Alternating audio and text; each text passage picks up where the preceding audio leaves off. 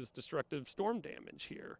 And so with all the stuff going on here, just tell me just a bit about, what you guys had to work through during this time and what issues around the RV park did you guys work on?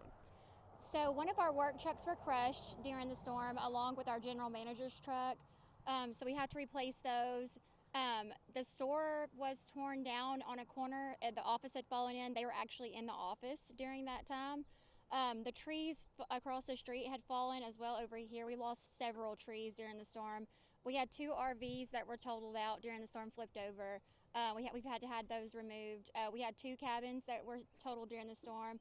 One fell off of the brace and the frame is busted, so it's not usable anymore. The other one was completely obliterated.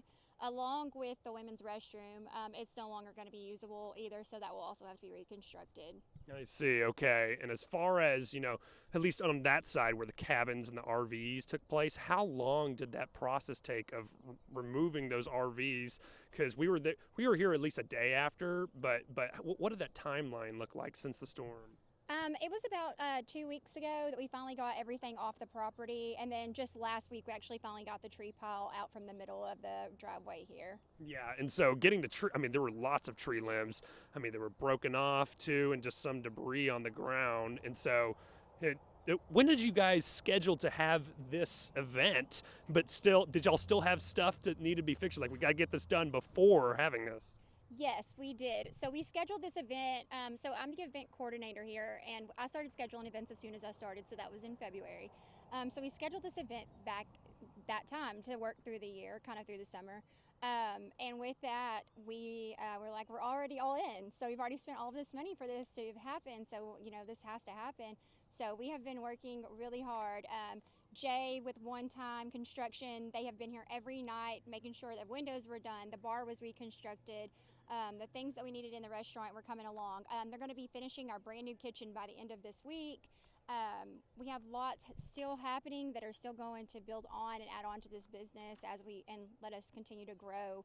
But we've had Better View out here clearing all of the trees up. We had Bulls Construction come and remove that tree pile. We've had the community just jumping in where they could, helping us out. The people we didn't even pay, just to make sure that this event could happen today. So tell me what's on the nearest agenda for you guys. What are y'all particularly working on, I guess, say, this next week? So we have our Easter egg hunt today, and then we have Dave Lindley Band come in tonight, so they will be here.